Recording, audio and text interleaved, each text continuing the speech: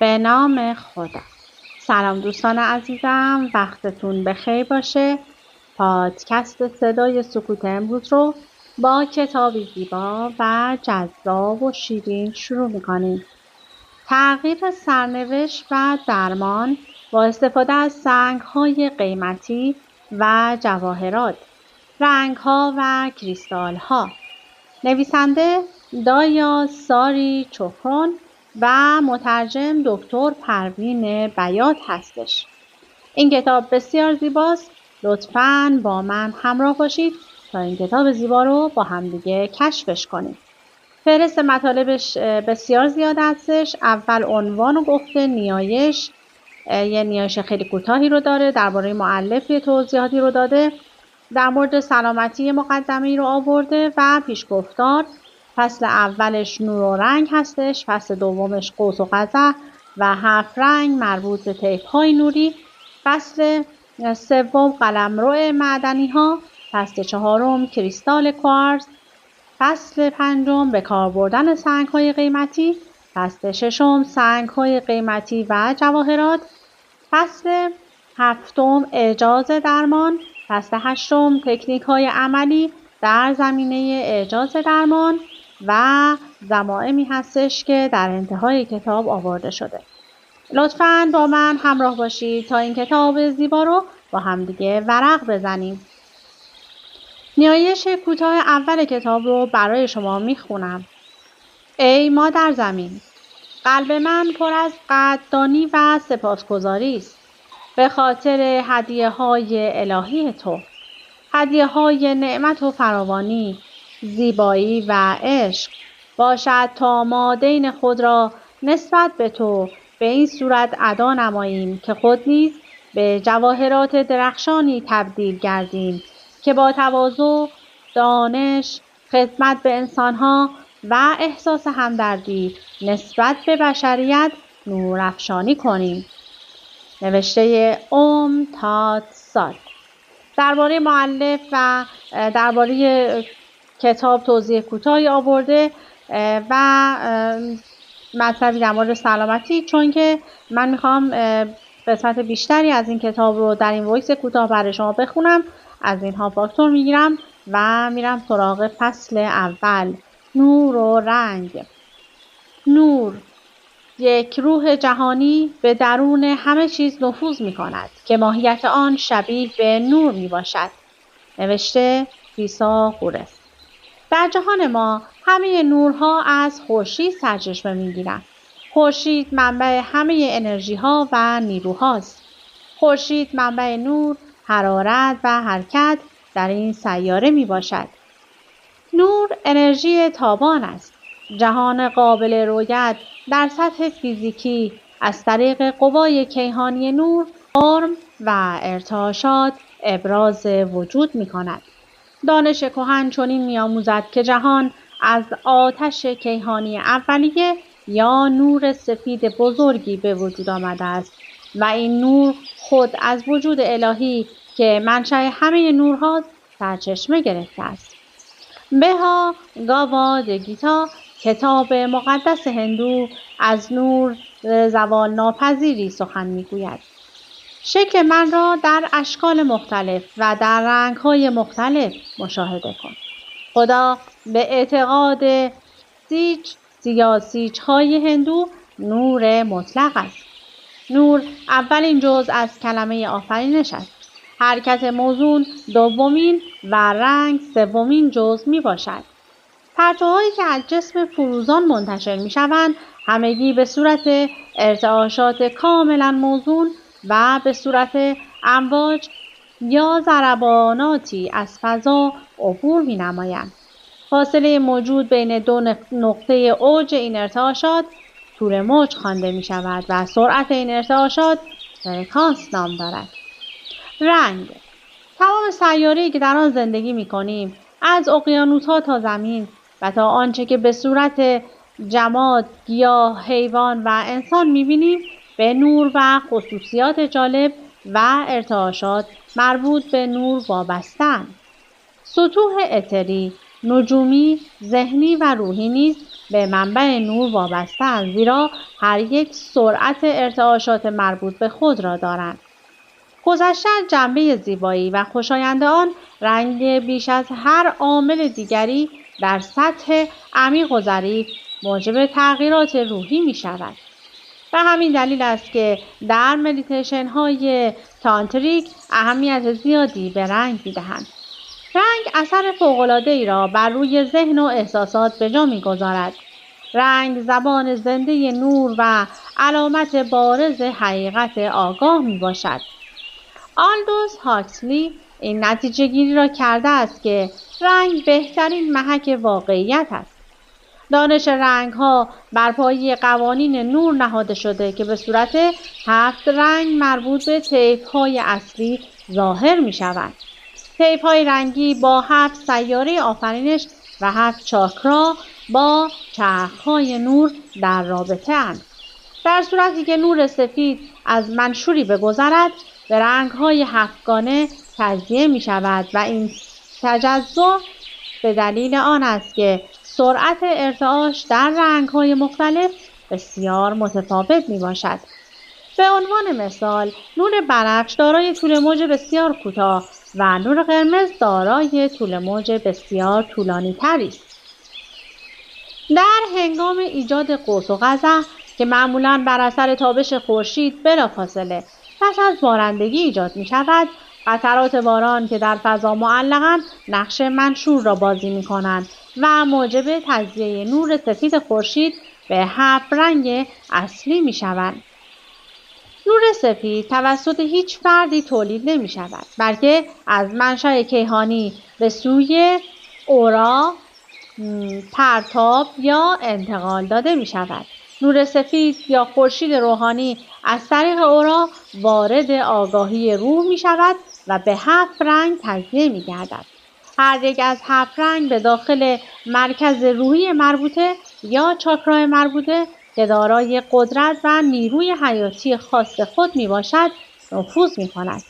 کلمه روح یا سول از کلمه خورشید سول سرچشمه گرفته و مفهوم آن وجود مرکز نور در درون هستی ما می باشد. رنگ بیان کننده روح جهانی است. خداوند به ما این فرم شگفت‌انگیز از انرژی را که به صورت نور و رنگ می باشد داده است تا جسم و روح خود را در سلامت کامل حفظ نماییم.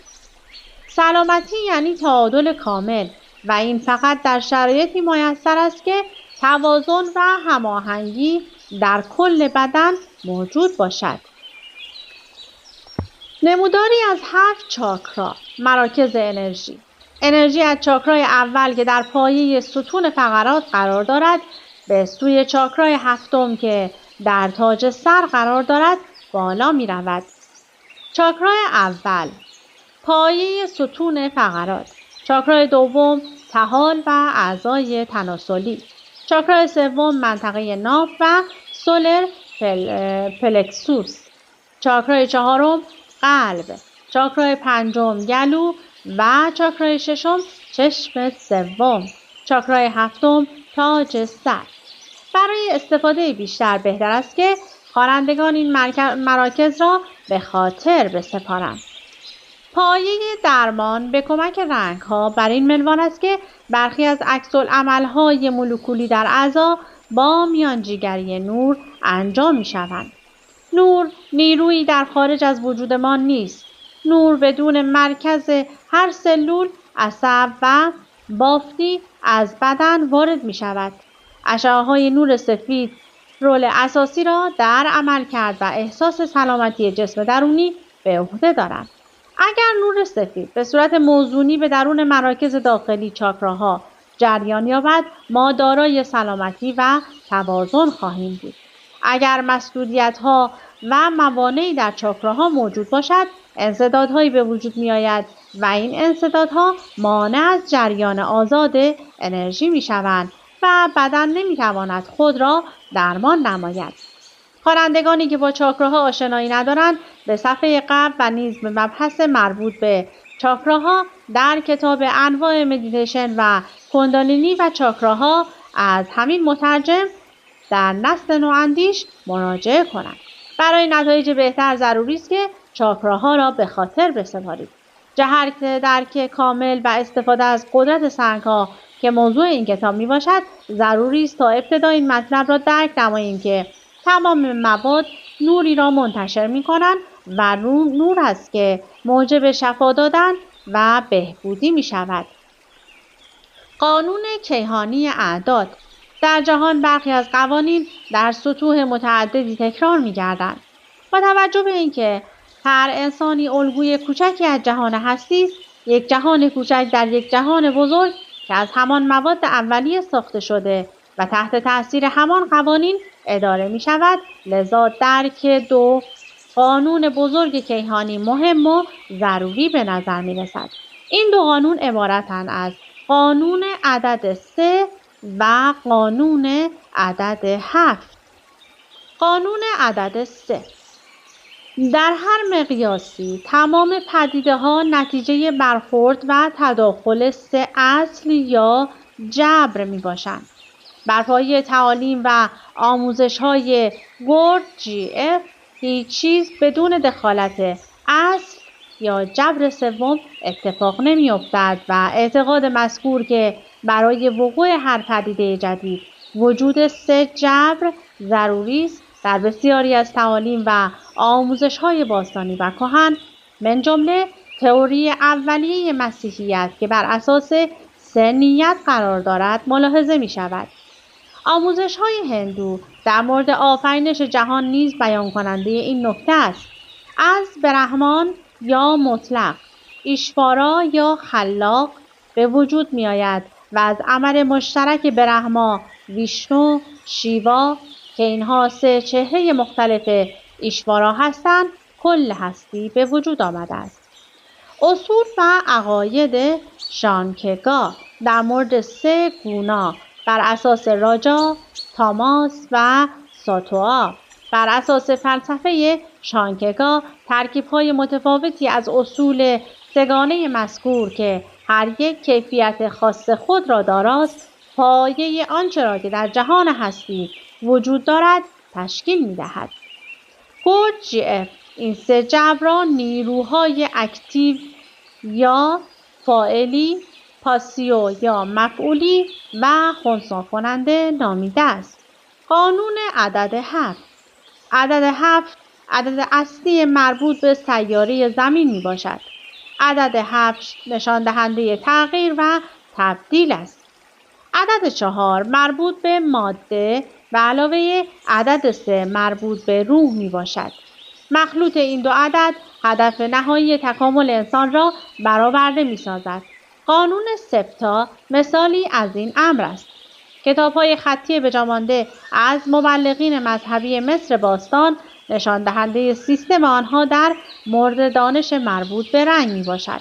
آنها از قانون مطابقه بین 7 لایه طبیعت انسانی یا چاکراها و 7 لایه مربوط به رنگ و نور خورشید، 7 رنگ اصلی استفاده می کردند. در تعلیمات آنها رنگ‌های قرمز، زرد و آبی به ترتیب با جسم، روح و روح در مطابقند. این طبقه بندی خوبی است که میبایست مورد توجه قرار بگیرد و آنها دارای برخی از سالن‌های رنگی در معابد خود بودند که اثرات مربوط به ارتعاشات رنگی را در این سالن‌ها مطالعه نموده و مورد استفاده قرار می‌دادند. اصول سری مربوط به نور و رنگ را به عوام تعلیم نمی‌دادند، بلکه به آنها بر حسب ظرفیتشان اطلاعات و دانش لازم داده می‌شده است. صوفیان هندی و چینی نیز دانش مربوط به رنگ را در اصول محرمانه خویش داشتند. در زیر ارتباط 7 رنگ اصلی با جسم و روان نشان داده شده است. قرمز، نارنجی و زرد مربوط به جسم و سبز، آبی، نیلی، بنفش مربوط به روح هستش. جسم اتری، جسم ماورایی و جسم روحانی. وجود انسان از 2 قسمت ساخته شده. یک قسمت فیزیکی و قابل رؤیت بدن که دارای وزن است و جسم فیزیکی خوانده می شود. 2 قسمت غیر قابل رؤیت که جسم اتری یا جسم قابل ارجاع یا قسمت حیاتی بدن یا پرانا می باشد. در انسان زنده قسمت غیر قابل رؤیت یا اتری کار خود را بر روی بدن فیزیکی انجام می دهد و در زمان مرگ روح از بدن جدا می شود. فقط در صورتی می توانیم قوه درک درونی خود را پرورش دهیم که بپذیریم حواس پنجگانه ما تا حدود بسیار محدودی به ارتعاشات خارجی پاسخ می دهند و در خارج از وجود ما جهان وسیعی از زندگی و فعالیت وجود دارد. مثال: بسیاری از صداها، بوها و ارتعاشات را که حیوانات دریافت می‌دارند ما نمی‌توانیم دریافت کنیم. مانند ارتعاشات قبل از زلزله که توسط بعضی از حیوانات دریافت می‌شود و آنها را متوحش می‌سازد و صاحبان آنها یا کسانی که با آنها مانوسند از روی عکس‌العمل آنها به وقوع حادثه قریب الوقوعی پی می‌برند. غالب حیوانات از طریق حس بویایی طعمه خود را پیدا می کنند. حیواناتی مانند سگ توسط بو کشیدن آشنا را از غیر آشنا تمیز می دهند. واقعیت ماده که به ظاهر جامد و محکم به نظر می رسد با آنچه می بینیم متفاوت است. ماده از تجمع اتم ها ساخته شده است و اتم ها از پروتون ها و الکترون ها تشکیل یافتند. پروتون ها و الکترون ها به کمک نیروهای الکترومغناطیسی به هم مرتبط شدند. بنابراین ماده از ذرات بسیار ریز با بار الکتریکی مثبت و منفی ساخته شده است که این ذرات به صورت آزاد با نظم و ترتیب خاصی با یکدیگر مرتبطند و ارتباط آنها به کمک عامل کیهانی غیر قابل رؤیتی به نام اتر انجام می شود. اتر ماده کیهانی است که در همه جا موجود است و تمام فضا را پر کرده است و واسطه است که به توسط آن تمامی نیروهای فیزیکی اتری با زمین و با ما تماس برقرار می سازند. ارتعاشات اتر متعدد و متنوع است. نور، حرارت، رنگ، الکتریسیته از جمله این ارتعاشات می باشند. اتر واسط مرتبط کننده مهمی بین حسهای فیزیکی و نیروهای کیهانی بالاتر می باشد. جسم اتری حدوداً 1.5 اینچ حدود 3.75 سانتی متر از جسم فیزیکی فاصله دارد و رنگ آن طلایی کمرنگ و پریده است.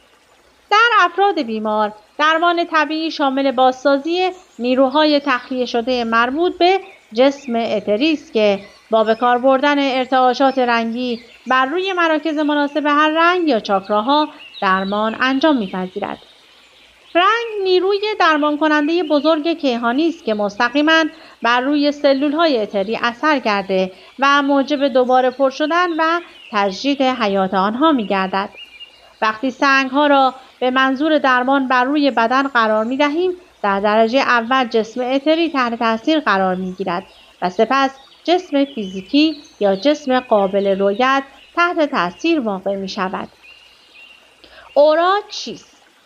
اورا از امواج هفتگانه و مجزای نور تشکیل یافته که به صورت تخم مرغی شکلی اطراف هر فرد را فرا گرفته. ظاهراً اورا به صورت مه یا ابر فروزانی است. اورا اساره زندگی هر فرد است. اورا شخصیت، احساسات، طبیعت، قدرت ذهنی، مرحله سلامت و رشد روحانی فرد را ظاهر می‌سازد. اورا از 7 بخش تشکیل یافته است. این 7 بخش از دیگر مجزا نیستند، بلکه به صورت جریان فکری و احساسی هستند که در اقیانوس آگاهی جریان می‌یابند. آنها در یکدیگر نفوذ کرده و روی یکدیگر را می‌پوشانند. در سطح فیزیکی 1 سطح اتری فیزیکی، 2 سطح آسترال، 3 سطح ذهنی پستر و 4 سطح ذهنی بالاتر. اما روحی 5 میشه سطح روحی یا سببی، 6 سطح مربوط به درک از طریق فراست و 7 سطح الهی یا مطلق. 4 سطوح اولیه مربوط به حیات معمولی و 3 سطح آخر مربوط به حیات روحانی هستند. کلید این مسئله در طبیعت گونه موجودات نهفته است. ما انسان‌ها موجوداتی هفتی هستیم که همراه با سطوح هفتگانه زندگی تکامل بیابیم. 7 لایه اورا راهنمایی برای روح و شخصیت ما می باشد. اورا به صورت غلاف درخشان و فروزانی است که اطراف جسم ما را فرا گرفته. همه اعمال خوب و بد ما، چه فیزیکی و چه معنوی و چه ذهنی، بر روی اورا ضبط می‌گردند، درست به همان نحوی که مطالبی بر روی ویدئو ضبط می‌شود. هرچه فردی خودخواه‌تر و دارای منیت بیشتری باشد، اورا تیره‌تری دارد. افرادی که دارای حس همدردی و مهر نسبت به هم نوع هستند و فاقد منیت بوده و ذهنی روحانی دارند، از اورا درخشانتری برخوردارند. در طی مراحل مشکل زندگی، اورا تیره می شود و ما هماهنگی خود با دیگران را از دست می دهیم. افرادی که اورای تیره‌ای دارند، افکار و اعمالشان در جهت صحیحی هدایت نمی شود. امواج نامطبوعی که از این قبیل افراد منتشر می شود، موجبات ناخوشحالی دیگران را فراهم می سازد. هدف واقعی دانش مربوط به رنگ، وارد کردن 7 طیف خالص یا 7 جواهر یوگی به درون اورا می باشد تا به این وسیله جسم و روح تجدید حیات یافته، درمان شده، تغییر شکل یافته و از درون الهام بگیرند. جنبه‌های مختلف و کاربردهای رنگ. هر رنگی دارای 7 جنبه است: زندگی و حیات بخشیدن، جان بخشیدن، درمان کردن، راهنمایی کردن، تدارک و تجهیز کردن، الهام بخشیدن و رضایت بخشیدن. علم رنگ دارای کاربردهای مختلفی است. 1. جنبه درمانی رنگ. در این زمینه از رنگ و سنگ به منظور درمان استفاده می شود. 2. جنبه روانی رنگ که تاثیر رنگ بر روی ذهن و احساسات را نشان می دهد و 3. جنبه باطنی و درونی رنگ که در زمینه ارتباط بین رنگ و جنبه های رنگی اورا می باشد. چاکراها. نور سفید از اورا گذشته وارد بدن می شود. هر یک از 7 طیف با کیفیت ویژه خود به درون مرکز روح یا چاکرای مربوط به خود نفوذ می نماید و هر چاکرا چه از محیط فیزیکی اطراف و یا از سطوح بالاتر آگاهی جریان خاصی از انرژی حیاتی را به خود جذب می کند. چاکراها کانال‌های اختصاصی برای نیروهای رنگی هستند. چاکراها اعضای جسم اتری هستند که از طریق فکر و احساس مستقیما بر روی جسم فیزیکی اثر می‌گذارند. تابلوی ارتباط بین 7 طیف رنگ و چاکراهای 7گانه را در شکل یک نشان می‌دهد که رنگ بنفش میشه تاج سر، غده صنوبری، کیفیتش روحانیت هستش. رنگ نیلی چشم سوم یا غده هیپوفیز میشه چاکرای ششم که حس ششم و درک از طریق فراست هستش. آبی چاکرای پنجم یا گلو که میشه غده تیروئید و کیفیتش هم الهام مذهبی هستش. رنگ سبز مربوط به چاکرای قلب هستش، چاکرای چهارم و توازن و احساس همدردی هم کیفیت این چاکراست. رنگ زرد سولر پلوکسس که میشه غده فوق کلیوی، چاکرای سوم و کیفیت هوش و فهم هستش. نارنجی که چاکرای دوم تحال یا اعضای جنسی و کیفیتش هم انرژی هست و قرمز که میشه چاکرای اول پایه ستون فقرات که کیفیتش زندگی و حیات هست. محل چاکراها از پایین به بالا مشخص شده، اما دیگه فرصت اجازه نمیده که من بیشتر از این برای این کتاب زیبا وقت بذارم، هرچند که این کتاب به صورت کامل در اختیار من قرار داره. تا ابتدای فصل دوم قوس و قزح و 7 رنگ مربوط به طیف‌های نوری رو من تونستم برای شما بخونم. با توجه اینکه شرایط اینترنت خوب نیست من این کتاب رو ادامه نمیدم و اگر شما خوشتون میاد لطفاً برای خودتون تهیه کنید و تا انتها بخونید.